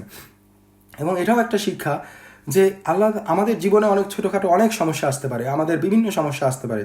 সো এইটা আসলে আল্লাহ তাআলা আমাদেরকে যেটা দান করছেন সেইটার পরিমাণে আসলে এই কষ্টটা কিছুই না। আমরা যদি আল্লাহ যা দান করছেন এটার ব্যাপারে চিন্তা করি, আমার যা আছে এই ব্যাপারে চিন্তা করি, আমার যেটা নাই সেটা আসলে উল্লেখযোগ্যই না, কারণ এর থেকে অনেক খারাপ অবস্থায় আরও অনেক মানুষ আছে। তো এইটা আল্লাহ তাআলা তাকে এই অপরিমেয় প্রাচুর্য দান করার মধ্যে দিয়ে কি বলছেন, ইন্নাশানিয়াকা হুয়াল আবতার, যে তোমাকে যারা ঘৃণা করে, তোমার প্রতি যারা বিদ্বেষ পোষণ করে তারাই আসলে নির্বংশ হয়ে যাবে, তারাই আসলে আবতার হয়ে যাবে। সো এইটাই আল্লাহ তাআলা উল্লেখ করছেন। এবং এই যে এই সূরা কাউসারের মাঝখানের যে আয়াতটা, ফাসাল্লি লিরাব্বিকা ওয়ানহার, এইটা হচ্ছে প্রথম আয়াত এবং শেষ আয়াতের মধ্যে মার্জ করে। কিভাবে? প্রথম আয়াতের সাথে সম্পর্ক হচ্ছে যে আল্লাহ তাআলা অপরিমেয় দান করছেন, তাহলে আমি কি করব? আমি এখন আল্লাহ তাআলার সালাত আদায় করব এবং স্যাক্রিফাইস করতে থাকব। এখন শেষ আয়াতের সাথে কিভাবে সম্বন্ধ করে, যে আমি এইটার মধ্য দিয়ে আল্লাহ তাআলা আমার যে ঘৃণা পোষণকারীরা আছে, যারা আমাকে উপহাস করে, যারা আমার প্রতি বিদ্বেষ পালন করে, তাদের প্রতি আমার আনসারটা কি হবে? ফাসাল্লি লিরাব্বিকা ওয়ানহার, আমি আরও বেশি আল্লাহর দিকে ধাবিত হইতে থাকবো, আমি আরও বেশি আল্লাহর ইবাদত করব, আরও বেশি স্যাক্রিফাইস করতে থাকবো, আরও বেশি ভালো কাজগুলো করতে থাকবো। তাহলে কি হবে? ইন্নাশানিয়াকা হুয়াল আবতার, যারা আমার প্রতি বিদ্বেষ পালন করছে তারাই আসলে আল্লাহর পক্ষ থেকে মানে তাদের প্রতি ফয়সালা হয়ে যাবে। এইটাই হচ্ছে তাদের প্রতি আমার আনসার হবে। আমি কি এখন তাদের প্রতি আর্গু করতে থাকবো, তাকে গিয়ে মারপিট করতে শুরু করব, তাদের ব্যাপারেও আবার তারা যেভাবে উপহাস করে আমি উপহাস করতে শুরু করব? না, আমি ধৈর্য ধারণ করব এবং আমি আরও বেশি ইসলামের প্রতি ধাবিত হব, আমি আরও বেশি আল্লাহর প্রতি ধাবিত হব, নামাজ পড়তে থাকবো এবং স্যাক্রিফাইস করতে থাকবো, এবং এটাই হবে তাদের প্রতি আনসার। এবং এর মধ্যে দিয়েই আল্লাহ তাআলা আমাকে শ্রেষ্ঠত্ব দান করবেন এবং আমাকে ধৈর্য দান করবেন এবং আমাকে আমাকে সফলতা দান করবেন। সো আমরা লাস্ট ওয়ার্ডটা যেটা আবতার, এটা নিয়ে আমরা একটু আলোচনা করে শেষ করি। আবতারের যেটা একটা অর্থ আমরা পাইলাম নির্বংশ, যে তার মানে এটা একটা অর্থ। এরপরে আরও কিছু অর্থ হচ্ছে লেজ কাটা, যেমন কোনো অ্যানিমেলের লেজ কাটা মানে তাকে অপদস্থ করা, সেটার একটা অর্থ হচ্ছে যে আবতার, তাকে অপদস্থ করা। এবং আরেকটা ইম্পর্ট্যান্ট অর্থ যেটা উলামারা করেন সেটা হচ্ছে যে ভালো কিছু থেকে বিচ্ছিন্ন হয়ে যাওয়া, সে আসলে ভালো কিছু আর পাবে না, সে ভালো কিছু থেকে আল্লাহ তাআলা তাকে বিচ্ছিন্ন করে রাখবেন। কীরকম? তার হয়তো সম্পদ আছে, কিন্তু সম্পদের যে বারাকা এইটা আল্লাহ তাআলা তাকে দান করবেন না। আল্লাহ তাকে সম্পদের ভালো যেটা আছে এই বারাকা থেকে আল্লাহ তাআলা তাকে দূরে রাখবেন। তার অনেক সম্পদ, সে আরও সম্পদ চায়, এই সম্পদ থেকে শান্তি দিচ্ছে না, এই সম্পদে সে কোনো বারাকা পাচ্ছে না, সে এটা নিয়ে কোনো তৃপ্তি পাচ্ছে না। সো এটা একরকম। তারপরে ফ্যামিলি থেকে সে কোনো বারাকা পাবে না। কীরকম? এই ফ্যামিলির সন্তানরা তাকে শ্রদ্ধা করবে না, এই সন্তানই তার অশান্তির কারণ হয়ে দাঁড়াবে। ইভেন কিয়ামতের দিনে তো আবার আছেই যে এই সন্তান পরিবার তাকে ত্যাগ করে তারা চলে যাবে, এবং তাদেরকে যে লুক আফটার করা হয় না, দ্বীনের প্রতি ডাকা হয় না, এই জন্য তাকেই দায়ভার চাপানো হবে। সো এই সন্তানের এই ফ্যামিলি থেকেও সে ভালো কিছু পাবে না। সো এবং সেটা দুনিয়াতেও হইতে পারে এবং আখিরাতে তো আছেই। সো এটার কোনো গুডনেস আল্লাহ তাআলা, এই গুডনেস থেকে, এই ভালো থেকে আল্লাহ তাআলা বিচ্ছিন্ন করবেন। আরেকটা সবচেয়ে বড় হচ্ছে যে কি, সেটা হচ্ছে যে আল্লাহ তাআলা গুড ইন্টেনশন, ভালো নিয়ত থেকে এই হার্টগুলোকে, এই যে যে যারা নবী পাক সাল্লাল্লাহু আলাইহি ওয়াসাল্লামের বিদ্বেষ লালন করে, এই হার্টগুলোকে আল্লাহ তাআলা ভালো থেকে বিচ্ছিন্ন করবেন, ভালো নিয়ত থেকে আল্লাহ তাআলা বিচ্ছিন্ন করে দিবেন। তারা হয়তো সমাজে অনেক প্রতিষ্ঠিত হবে, তাদের হয়তো অনেক অর্থ আছে, তাদের হয়তো অনেক ক্ষমতা আছে, কিন্তু যদি নবী পাক সাল্লাল্লাহু আলাইহি ওয়াসাল্লামের প্রতি কেউ বিদ্বেষ পোষণকারী হয়, সে আর ভালোতে আসতে পারবে না, সে আল্লাহকে চিনতে পারবে না, সে আল্লাহর শুকরিয়া আদায় করতে পারবে না, সে হিদায়া পাবে না। এটা হচ্ছে আল্লাহর নূর, যে নবী পাক সাল্লাল্লাহু আলাইহি ওয়াসাল্লামের প্রতি যে বিদ্বেষ পালন করে সেই হার্টের দ্বারা ভালো কোনো কিছু আসবে না, ভালো কোনো নিয়ত আল্লাহ তাআলা সেখানে দিবেন না, ভালো কোনো ইন্টেনশন আল্লাহ তাআলা দিবেন না। সো এইটার থেকে বড় কোনো আবতার হয়ে যাওয়া, বিচ্ছিন্ন হয়ে যাওয়া, অপদস্থ হয়ে যাওয়া, ক্ষতির মধ্যে থাকা, এর থেকে আর কি হইতে পারে, যেখানে আল্লাহ তাআলা তার ভালো নিয়তগুলো থেকে তাকে বিচ্ছিন্ন করে দিবেন, তার মধ্যে আর ভালো কিছু আসবে না। হ্যাঁ, সো এই জন্য আলটিমেটলি এই ব্যাপারটা খুবই সিরিয়াস। এবং এইটা নট অনলি যে আবু লাহাব এবং মুশরিকরা নবী পাক সাল্লাল্লাহু আলাইহি ওয়াসাল্লামকে নির্বংশ বলছে, এটা যে শুধুমাত্র যে নবী পাক সাল্লাল্লাহু আলাইহি ওয়াসাল্লামকে কিছু সরাসরি গালিগালাজ করবে, বিদ্বেষ পোষণ করবে তারা ইনক্লুডেড, শুধু তা না, এই আফতারের মধ্যে আমরাও নামধারী যারা মুসলিম, যারা আসলে পরিপূর্ণভাবে নবীর সুন্নাহ পালন করি না এবং সেগুলোর প্রতি সন্তুষ্ট না, তারাও এটার অন্তর্ভুক্ত, তাদের জন্যও এই পানিশমেন্ট। যেমন কী রকম? দু একটা এক্সাম্পল যদি হয়, আমরা আমাদের হিজাব ভালো লাগে না, আমরা বিভিন্নভাবে ব্যাখ্যা করার চেষ্টা করব এই হিজাব হচ্ছে অ্যারাবিয়ান কালচার, এটা আমাদের জন্য প্রযোজ্য না, এইতেই। তার মানে আমি আসলে হিজাবের প্রতি আমাদের অ্যালার্জি আছে, আমি এটাকে পছন্দ করি না। আল্লাহ তাআলা বলছেন ইন্না শানিয়াকা হুয়াল আবতার, তোমার এই সুন্নাত তোমার প্রতি বিদ্বেষ পালন করছে। ক্লিয়ার মেসেজের পরেও সে বিভিন্নভাবে ঘুরায়, মানুষকে বোঝানোর চেষ্টা করে, নিজে বুঝে বিভিন্নভাবে ঘুরায়। আবতার, আল্লাহ তাআলা তাকে অপদস্থ করবেন, আল্লাহ তাআলা তাকে অপদস্থ করবেন। আরও একটা ছোট একটা এক্সাম্পল এরকম হতে পারে যে নাম, আমরা যখন আমাদের সন্তানদের নাম রাখি, আল্লাহ তাআলার কাছে সবচেয়ে পছন্দের নাম হচ্ছে আবদুল্লাহ। নবীদের নাম ইউসুফ, হ্যাঁ, সাহাবাদের নাম, বিভিন্ন সাহাবাদের যে চমৎকার নামগুলো, এগুলো আমাদেরকে কি মনে হয়, এগুলো হচ্ছে ব্যাকডেটেড নাম, এগুলো হচ্ছে আমরা এগুলো লাইক করি না, কেমন জানি মধ্যযুগীয় শোনায়। আবতার, ইন্না শানিয়াকা হুয়াল আবতার। সো এগুলো ছোট ছোট ব্যাপারগুলো আমাদেরকে বুঝতে হবে। আমাদের নবীর প্রতি ভালোবাসা, ইসলামের প্রতি ভালোবাসা, নবীর সুন্নাতের প্রতি ভালোবাসা, এগুলোর ব্যাপারে আমরা যদি পরিপূর্ণ না হই, এগুলোর ব্যাপারে আমরা যদি সিরিয়াস না হই এবং সব কিছুর উপরে যদি নবীকে প্রাধান্য না দেই, ইন্না শানিয়াকা হুয়াল আবতার, আল্লাহ তাআলা আমাদেরকেই অপদস্থ করবেন, আমাদের থেকেই ভালো কিছুকে বিচ্ছিন্ন করে দিবেন, এবং যারা নবী বিদ্বেষী হবে তাদেরকেই আল্লাহ নির্বংশ করে দিবেন। আজকে আবু জেহেল কোথায়, আবু লাহাব কোথায়, কে তাদেরকে স্মরণ করে? যারাই স্মরণ করে কিভাবে তাদেরকে স্মরণ করে? অথচ আল্লাহ তাআলা ইন্না আ'তাইনা কাল কাউসার, আল্লাহ তাআলা নবী পাক সাল্লাল্লাহু আলাইহি সাল্লামকে কাউসার দান করছেন, অপরিমেয় প্রাচুর্য দান করছেন, নবী পাক সাল্লাল্লাহু আলাইহি সাল্লামকে সর্বোচ্চ সম্মানিত করছেন। নবী পাক সাল্লাল্লাহু আলাইহি সাল্লামের দুনিয়ায় এমন একটা সময় নেই যেখানে তার প্রতি মানে শান্তি বর্ষণ করে না তার উম্মত। সো এটাই হচ্ছে আল্লাহর ওয়াদা, যারা আল্লাহর প্রতি শুকরিয়া আদায় করবে, যারা নবীর প্রতি ভালোবাসা প্রদর্শন করবে, তাদেরকে আল্লাহ তাআলা অপরিসীম প্রাচুর্য দান করবেন, যেমন আল্লাহ তাআলা নবীকে দান করছেন, এবং তার উম্মতের জন্য আল্লাহ এই রাস্তা খোলা রাখছেন। আল্লাহ তাআলা আমাদেরকে সূরা আল কাউসারের যে চমৎকার যে মেসেজ, যে অপরিসীম যে শিক্ষা, এটা আল্লাহ তাআলা অনুধাবন করার তৌফিক দান করুক, এবং আল্লাহ তাআলা শুকরিয়া জ্ঞাপন করা, সালাত আদায় করা, সালাতের ব্যাপারে অগ্রগামী হওয়া, স্যাক্রিফাইসের ব্যাপারে অগ্রগামী হওয়া, এবং নবীর ভালোবাসার দিকে আরও বেশি আগায় যাওয়া তৌফিক দান করুক। ওয়া মা তাওফিকি ইল্লা বিল্লাহ। আমরা ইনশাআল্লাহ এখানে শেষ করি।